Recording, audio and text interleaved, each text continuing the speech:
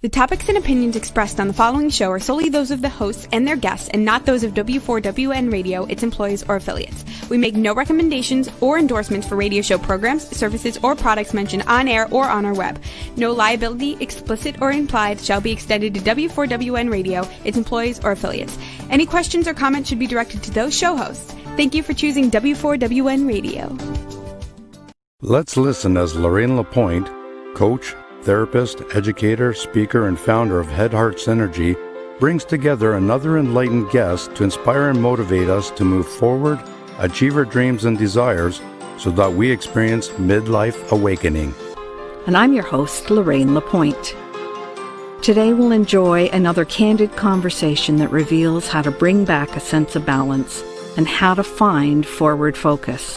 Today, take just a few moments to join us as we explore the possibilities and the perspectives that provide us with greater inner peace, power, passion, and purpose. Because that's what I call living at the edge of fulfillment in a midlife awakening. Well, hello and welcome.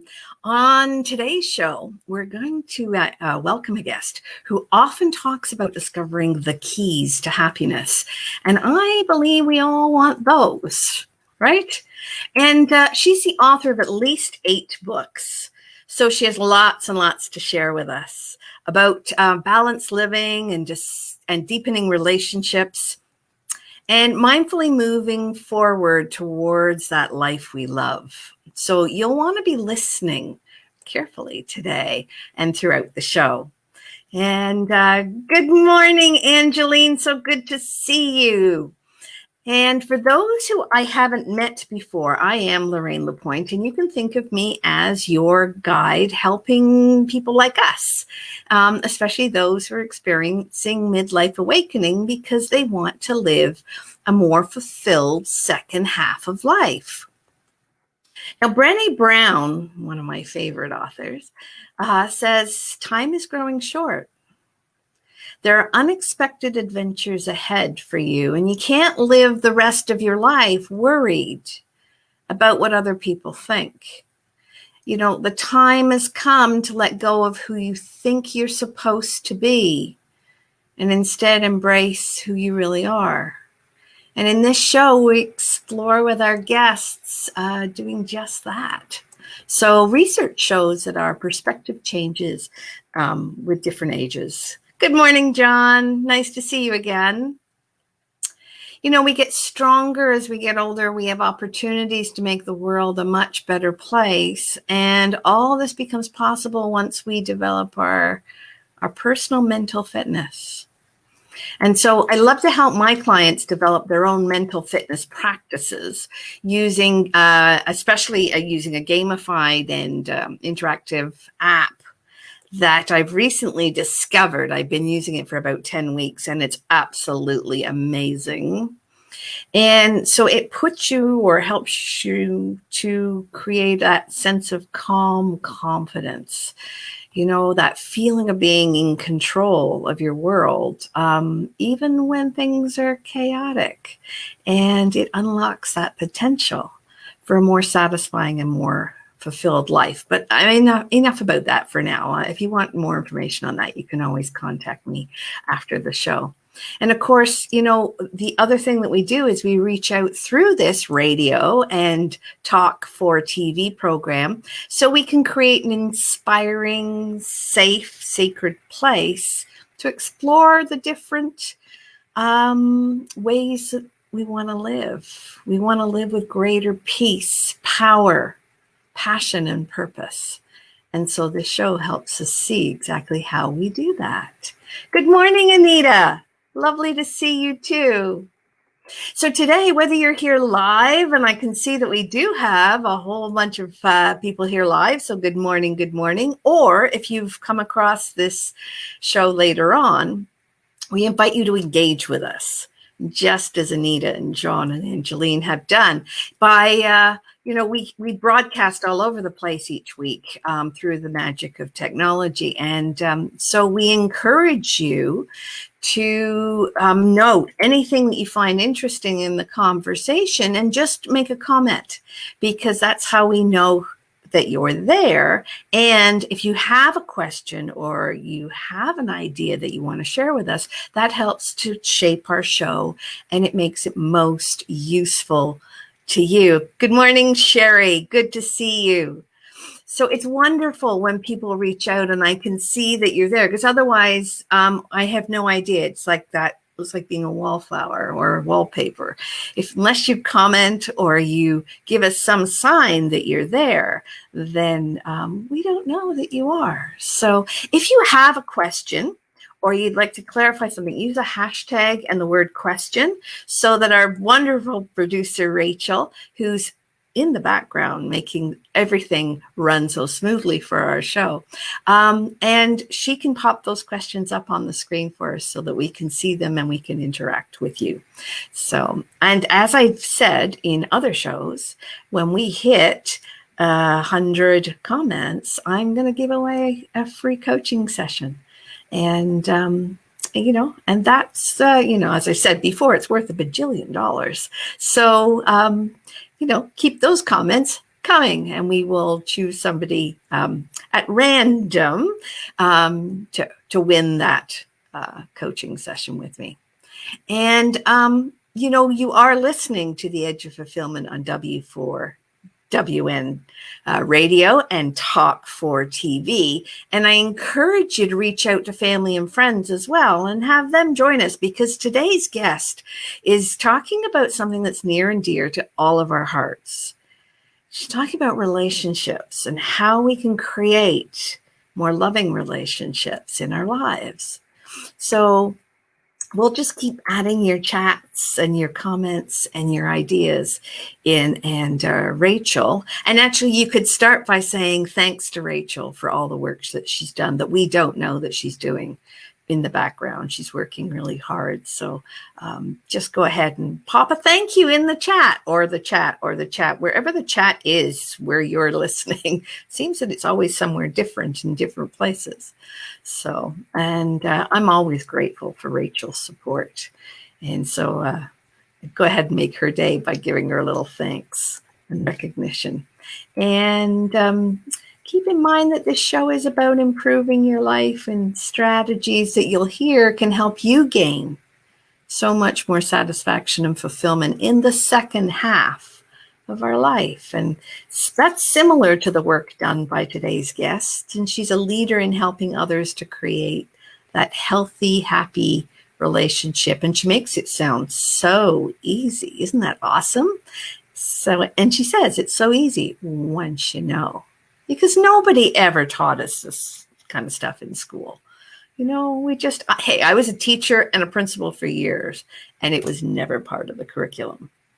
So today you're in the right place at the right time, because we also have a different kind of contest. Today, our guest is going to give away some really cool stuff. So thank you. And she is Canada's dating coach, so you can imagine that there'll be some really interesting things. And it will be based on our usual 5 inspirational words. So if you haven't joined us before, this is how it works. Throughout the show, you'll hear particular inspirational words, and I will call attention to them so that you know what they are. And then you can, and I will create it like a leadership opportunity.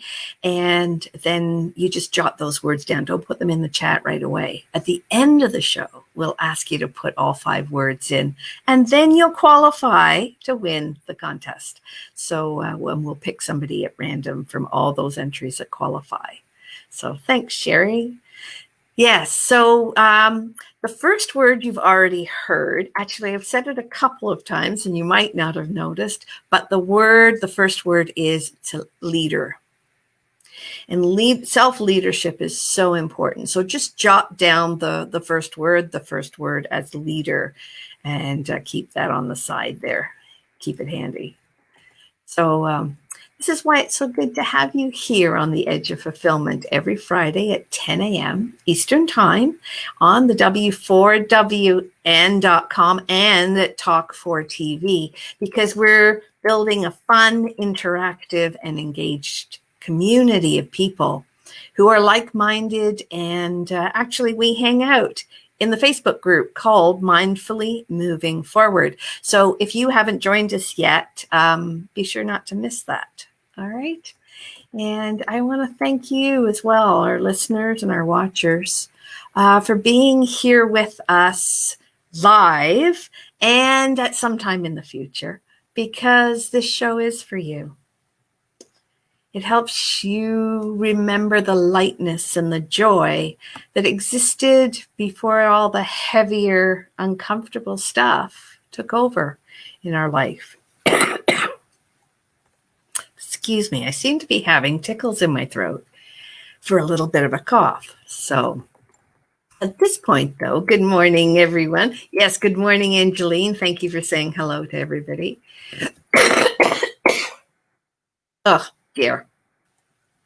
I don't know about you, but everybody seems to be having something going on at the moment. It's winter here in Toronto, and welcome back to the coughs and the colds. So anyway, thank you for being here. And quite often our listeners are here with an inner knowing, that inner sense that they're ready to squeeze more juice out of life.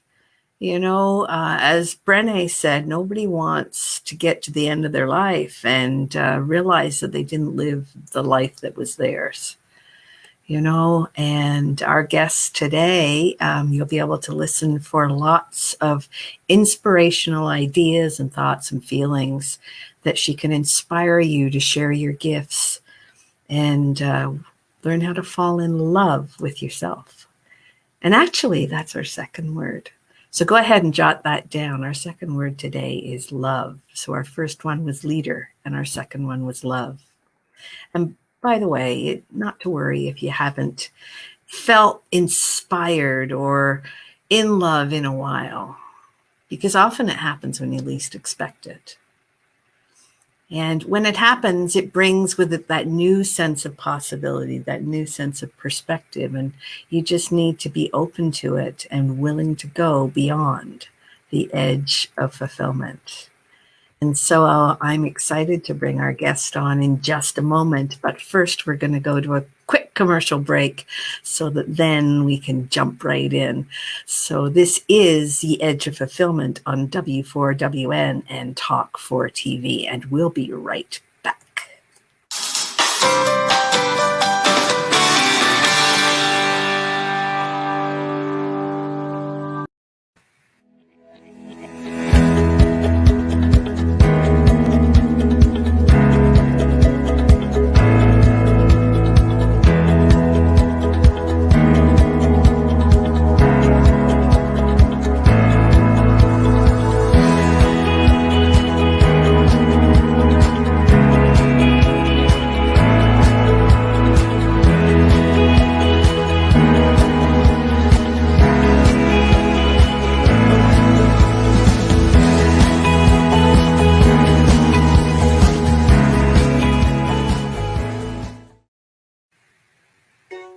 Did you know video is the future on content? There are 3 good reasons why video is the future of content. Number 1, videos are often more engaging than simple pictures or music alone. Number 2, it's much easier to tell your story through video. Number 3, because we love to watch video, they go viral much faster. Hey, notice you're still watching right now. See how well it works. Next time we can play your video here instead. Ask me how. Shine online on Talk4TV and W4WN Radio.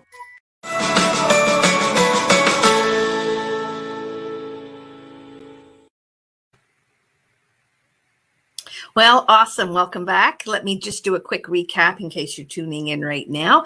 And we're running a little different contest this week because our guest is providing all sorts of great stuff for those who know the 5 inspirational words that you can put in the chat at the end of the show.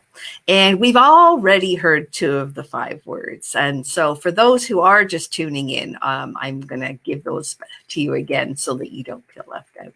And the 2 words that we've heard so far are leader and love.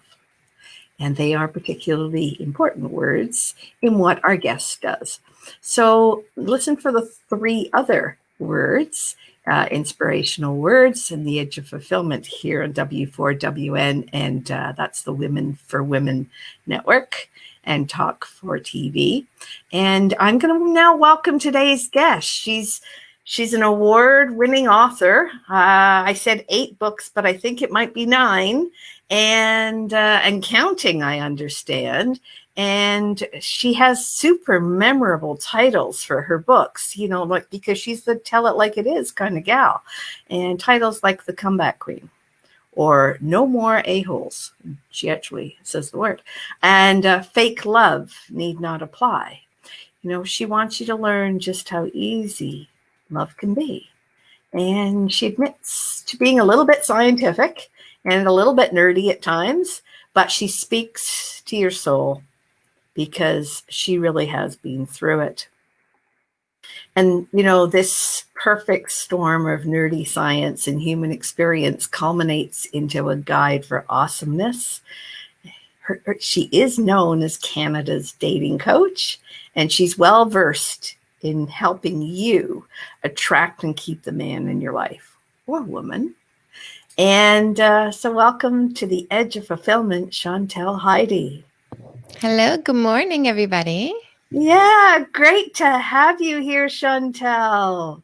Thank you. It's really good to be here, Lorraine. Yeah, you're looking great this morning. Well, thank you. A little bit of blush, a little bit of lip gloss goes a long way. It certainly does. We were lucky enough to meet. Was it about 5 years ago we were thinking? Yeah.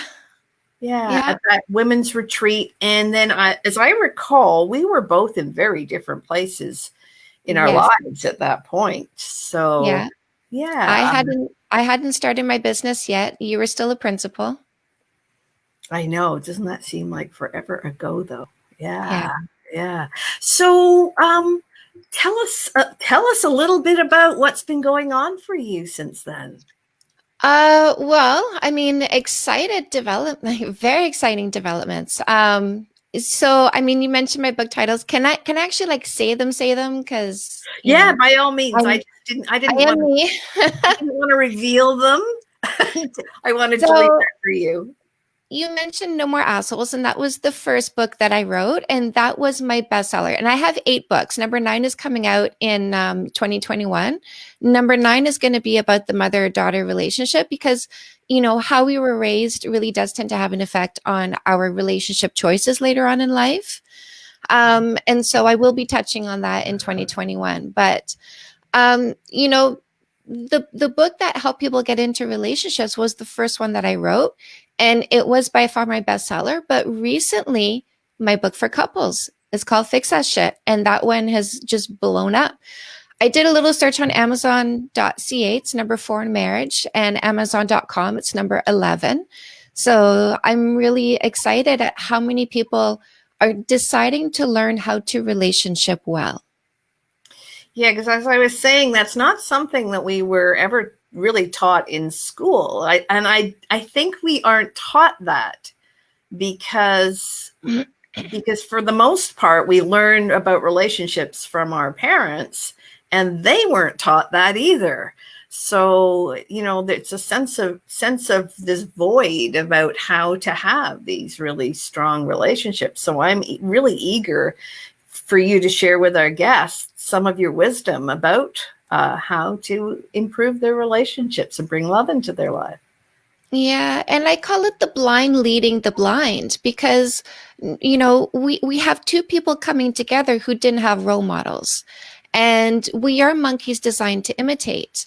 And this is why Fix That Shit has become so popular, because I teach one person in the relationship. Like, my husband has never read Fix That Shit, but we haven't had a fight in 5 years after 10 years of fighting.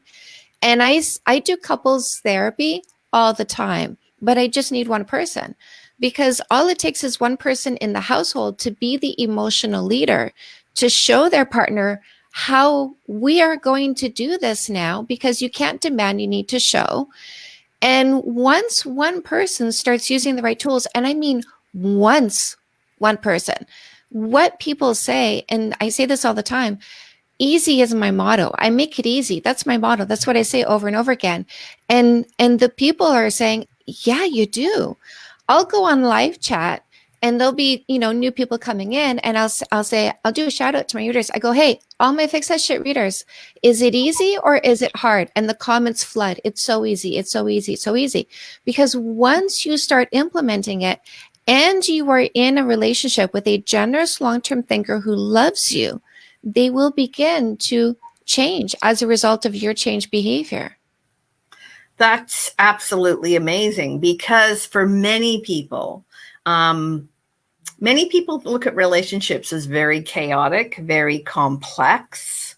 I've often heard people say, oh, relationships are so hard to navigate. I mean, there's so many different nuances and pieces to navigating a successful relationship. I know I've had a few long-term relationships and past relationships myself. And, I'm wondering if there were things that I could have done perhaps to change the trajectory of things in the past. But the important thing that I think now is the relationship that you're in at the moment, and focusing on the relationship that you're in at the moment rather than past relationships. Would you agree with that?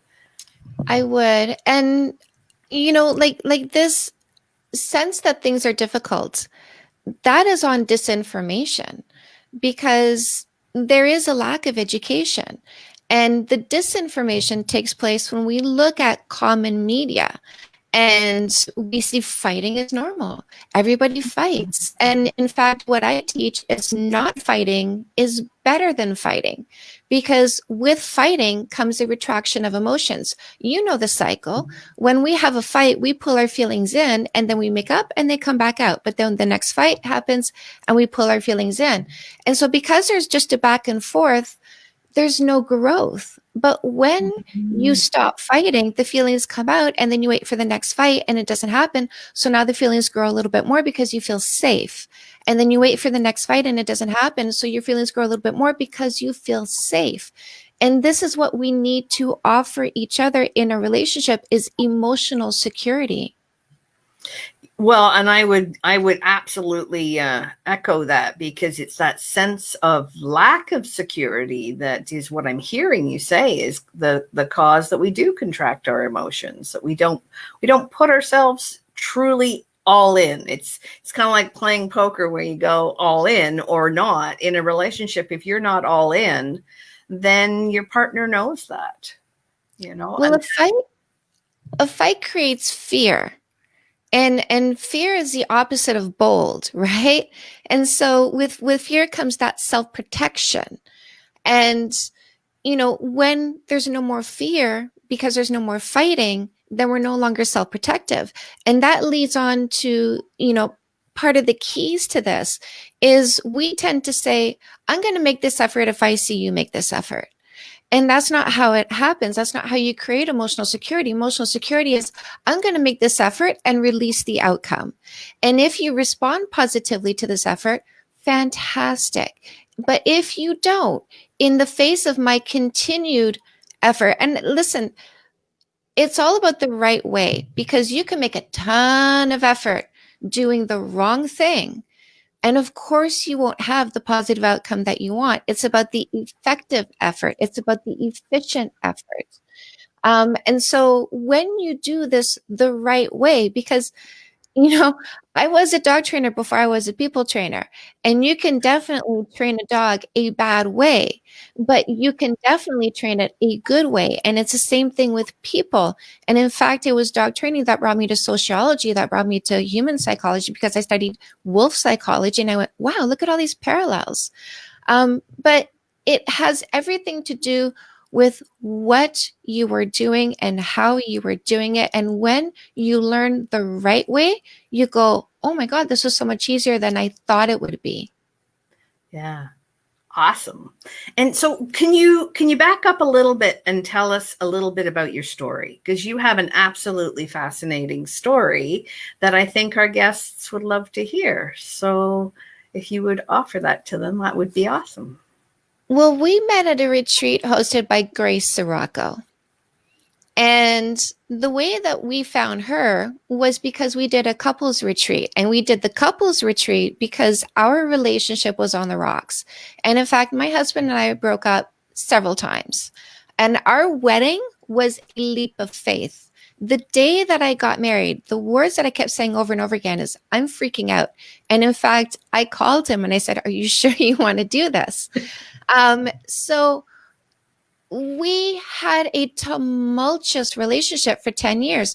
And of course we did, because I was insecure, because he didn't know how to relationship properly, because he didn't have the right role models, because his ex-wife wasn't an emotional leader.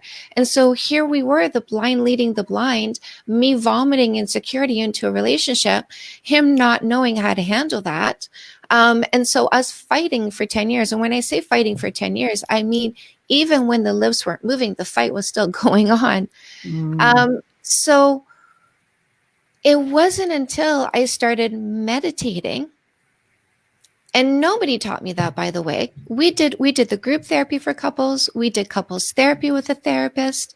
Nobody said you need to start meditating because it creates the perfect brain for a relationship by shrinking your amygdala, which is where stress, fear, and anxiety comes from, and increasing your hippocampus, which is introspection and compassion. Nobody said start meditating, but the day I did was the day I started healing. And my healing created the healing in the relationship, because what I began to focus on was self-love instead of what my partner was or was not doing. Yeah, which is such a huge shift in mindset and thinking, because so often we project or we look outside of ourselves to get what it is that we need.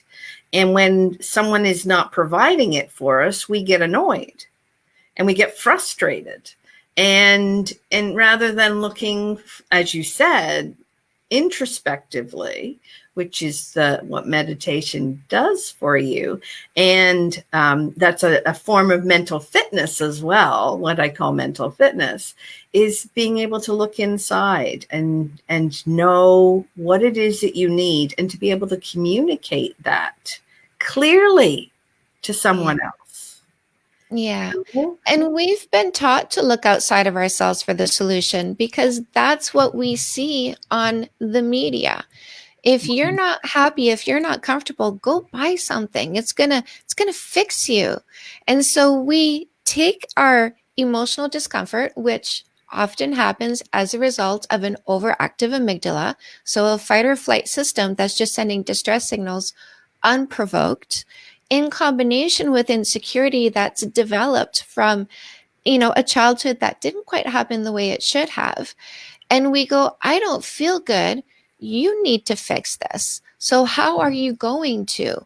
And if you don't do it the way I tell you to, then this isn't working for me. And so can I drop an F-bomb, Lorraine? Because it's a mantra. Sure. If it's a mantra. So one of the things that I teach women is a very gentle fuck you mantra, because we look at our partner and we're spinning and spinning and spinning, going, what are you thinking? What are you feeling? How are you going to fix me? What am I going to talk to you? How am I going to say this? And our emotional roller coaster is attached to another person, and we need to detach it so we can focus on ourselves and ask ourselves, what do I want instead? And so those words, because those words, we use them as a pushback, don't we? Mm-hmm. And so when you things. exactly. And by the way, when I'm teaching women how to get over a relationship, I say use it in an angry way. But when you're in a relationship with someone who loves you and you're trying to make it work, and you find your mind is spinning on them, you use that mantra in a gentle way. Fuck you. What do I want? And you redirect your thought pattern. So really what you're saying, or what I hear you saying, is that you're asking for space so that you Show can yourself. feel. You Yeah. don't say it out loud. You don't say it out loud. It's a mental process. Wait a second. Push back. Push back. I need to focus on me. I need to detach my emotional roller coaster from your ride. You're going to do your ups and downs, but I got to settle mine. Yeah, because if in a relationship, if we're not looking after ourselves, then we're putting too much pressure and responsibility on the other person. 100%. Yeah. Yeah. So, in one of your works, you were talking about that the work appeals to women and real men. And Yes. I love the way you describe what a real man is. So can you outline that for us a little bit? Yes. So they are generous long-term thinkers. So when you think about that, like, and this is guy versus girl, guy and girl, man and woman, right? So it's a mindset. Guys and girls are selfish short-term thinkers. It's not about us. It's just, you know what, like, I want to have my fun, but I don't want the responsibility. And men and women are ready for responsibility. They say, I want to choose somebody to take care of them for the long term. So that's a generous long-term thinker. And so when you are looking for a relationship, a partner, you need to vet for mindset. So you need to vet for generous long-term thinkers. But here's your checklist. Is he hardworking? Does he practice the 3 Ps, protect, profess, provide? Does he make me laugh more than anybody else? Is he loyal and devoted? And if you have all of that, this is where you get fix that shit and you lean into this relationship and you fix it. Yeah, and if you otherwise you do things that are impulsive. You know, that I think sometimes our relationships, people impulsively make decisions, either to get together with someone because it feels so good at the beginning, or they also can be impulsive about ending a relationship because it's not, exactly what they had envisioned. And actually, that's our third word for today is the word impulse. So for our listeners, they need to jot that one down too. So we've had leader, and we've had love, and now we've had the word impulse. But can you tell us a little bit about impulse? Yes. And its relation to relationships? So our habit is to do what I call vomiting into the relationship. I feel stressed. I feel anxious. You need to fix it. And so we're going to have a talk about what you need to do. And so that's a vomit. And in order to have a relationship that gets to a peaceful place, to a place where love grows, you have to create space where goodness can happen. And that means resisting your impulses. And I say resisting your impulses looks a lot like silence. Before you go to say something, you need to think first. Is this negative or is it positive? If it's negative, you don't say it. Do I have a solution to the problem I am about to bring up? If I don't say it. And by the way, the solution needs to be yours, not theirs, because you're responsible for your emotions. You are responsible for your behaviors. Right. And actually, you've just kicked on to the fourth word for that is the inspirational word, which is emotions. Mm-hmm. So we've now had 4 out of 5, but emotions. So is there a way, like you've just said, that looks like silence? It looks like space. It looks like not saying. But what about when you're super angry and your partner has done something that is triggering to you? How do you learn not, or how do you advise people not to sound off and be impulsive? The moment you feel the heat rise, you must leave each other's presence.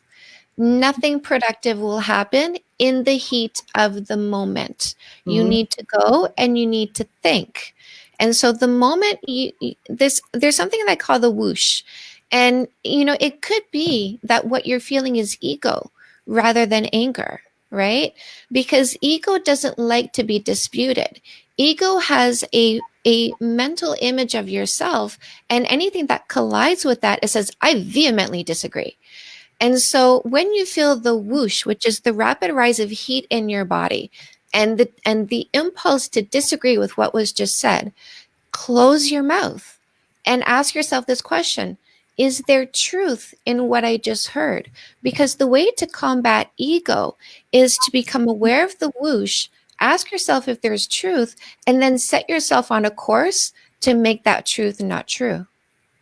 Yeah, it's so important that we are aware of our body and aware of what is happening. Our body is such an amazing vehicle that most people, I mean, for years, I treated my body as a method to move my head around. You know, I wasn't really connected with the whoosh. I wasn't really connected with how I was feeling. But when we start to develop mental fitness, we start to tune into our body. We start to understand better what our emotions are telling us, because they always carry messages, don't they? And I love that. I mean, walk away and keep your mouth closed, because how often do we say things and then afterwards, you know, you've hurt feelings, or you've said something that you regret. And once a word is out there, you can't really pull it back.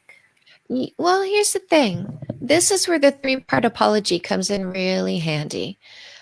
Because we're not perfect. We are emotional. And just because I've been meditating steadily for 5 years doesn't mean I don't still have moments where I have a vomit on my husband. I might be hormonal. I might be hungry, tired, stressed. And I'll reply in a short and sharp way. And I'll think about that. Ooh, where'd that come from? And then, okay, I haven't meditated in 3 days, and my amygdala is starting to grow, and I'm getting a little bit more, you know? And so I'll go to him and I'll say, baby, I'm sorry I was short with you earlier. I realized that you didn't deserve that. And I actually did 20 minutes of meditation. So the 3-part apology is, I'm sorry for the specific behavior. You know, you could have done better. And when you decide to fix your relationship, you can go back in time. And you can apologize for everything you've done that you now know you could have done better. And I did that. It's flushing the toilet. I flushed the toilet. All those poops from my history, from our relationship, I flushed the toilet. I cleared them. So I'm sorry for the behavior. I know I could have done better. I realized that. And that is the emotional effect it had on your partner. This is my plan for making sure that I don't do this again. And that is so important when we offer an apology. Yeah. So to have a plan. It's one thing to say, oh, I'm sorry. But I used to say to my kids, okay, I'm sorry for what? Exactly. Take responsibility. And so, because if you don't add the and so piece, then it just means the same thing happens over and over and over again. You know? If you don't have the plan, you haven't thought about it long enough. Exactly. Yeah. So tell me, what is it these days that really lights you up? You've got another book coming out in 2021, and you said that was about the relationship between mothers and daughters. Did you want to tell us a little more about that, or is that going to be a surprise? No, I've been talking about it already. And I wonder if anybody in the comments wants to mention whether or not they're on TikTok, because I'm pretty active on TikTok, and I tend to go live and I talk to my audience about, you know, what I'm doing and what I'm planning, and actually let them pick my next book, because their choices were the steamy romance or the self-help again. And they overwhelmingly wanted the self-help. So the next book is called Mama, Why You Gotta Be So Prickly. And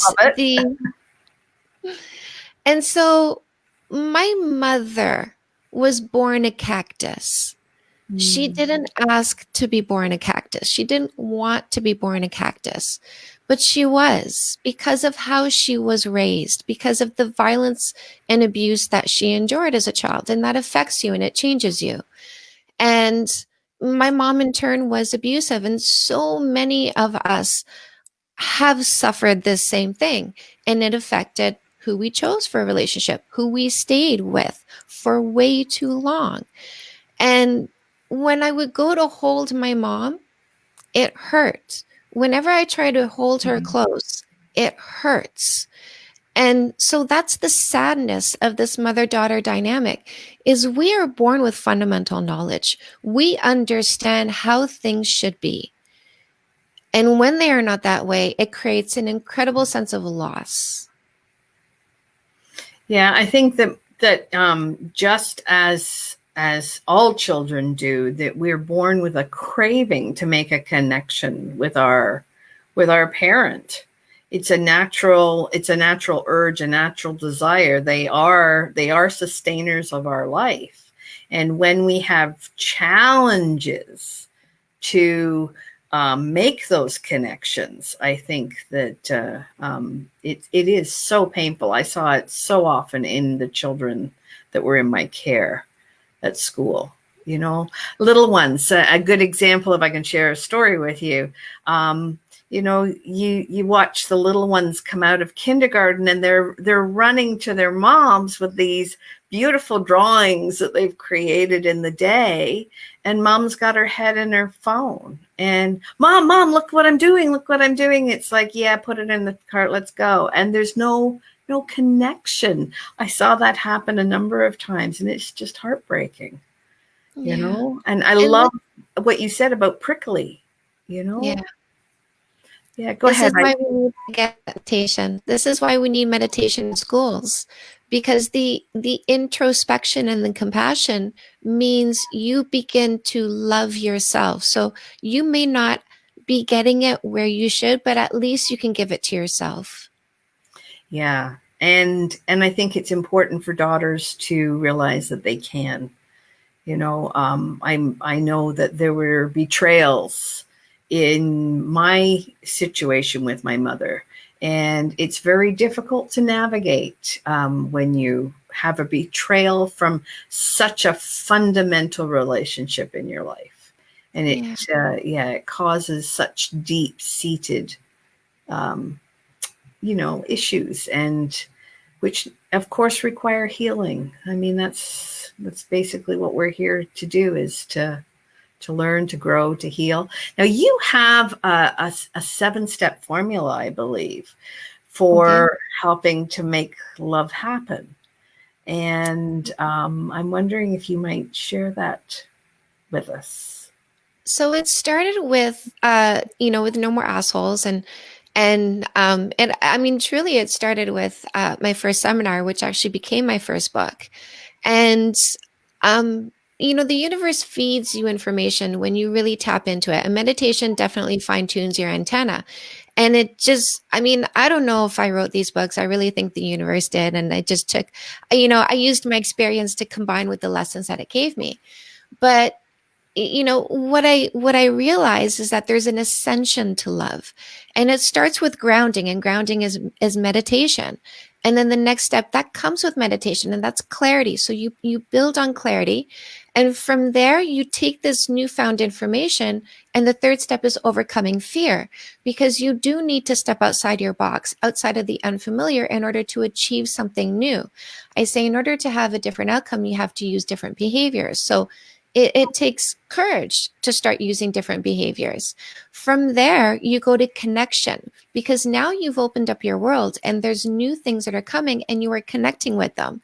In this process, you will then discover certain things that are very important to you. So that is the 5th step, which is discovery. Number 6 is intimacy, because again, as you delve deep into discovery on something, you do become very intimate with it. And that leads to love, which is the 7th step. And I thought this just applied to dating, but as my next books rolled out of me, which the universe was just pushing out at just an incredible pace, before I was done my first one, I'd conceptualized 2 more. Before I was done those 2, that I had a dozen file folders with book titles on them, just waiting to be written. And so it's really been this incredible pace. And I still, this right here, those are all books waiting to be written. And so, They say most people have a book in them, but I have a feeling that we have more than one. Apparently I have a litter. So I gave birth to one and there's a whole lot more started coming out. That is just awesome. Well, I love that formula because it connects so well. And we're actually running down in time here. So I'm going to give the fifth word because you've mentioned the fifth word several times now, and it really is such an important thing. And the fifth word is meditation. So meditation, jot that one down. And now you have all five. Go ahead and put those 5 words in the chat, and then we can always do a draw for those. Also, if you are listening live and you don't have a chat because you might be driving along somewhere, by all means, send those 5 words to support@headheartsynergy.com. That's support@headheartsynergy.com. And we'll include you as well in the ballots and the draw for the prizes this week. So at this point, Chantel, I'm just wondering if there's anything we have not covered that you would like our guests and our listeners to be aware of. I would love to encourage people to go take a look at my books. I catch you at whatever stage you're at, whether you're getting over a breakup, trying to avoid getting into another toxic relationship, vetting for your next partner, starting the relationship right, making it work with the person you're with. Say yes to goodness. Oh, I didn't realize they were backwards. There we go. Say yes to goodness. Right there. This one is about your fit in this world and can be happier. So I really would encourage them to go to Amazon or anywhere they buy books online and go take a look and see how I can help them. Oh, awesome. And I have read most of your books, and I think I have almost all of them. So I will be very much looking forward to the new book when it comes out in 2021. I'm looking forward to 2021. I think all of us have had enough of this particular year and are ready to move on. So awesome to know that is coming in available. And I want to thank you for joining us today. And I want to thank all of our guests and listeners too. And those of us who are mindfully, whether that's through meditation or whether that's called mental fitness, mindfully moving forward. And we're going beyond the edge of fulfillment. So this is the Edge of Fulfillment Radio, W4WN, and Talk for TV. And I want to thank you so much, Chantel, for your wonderful information and sharing today. Thank you, Lorraine. Yeah, it's been absolutely a joy to have you on. And I wish you all the best with your upcoming books and all of the wonderfulness that you share with the world. Thank you. I appreciate it. All right. Well, thank you. And for those are our listeners and our watchers, remember we're here every week on W4WN and Talk for TV, Friday at 10 a.m. Eastern, and we'll look forward to seeing you next week. Thanks and bye for now.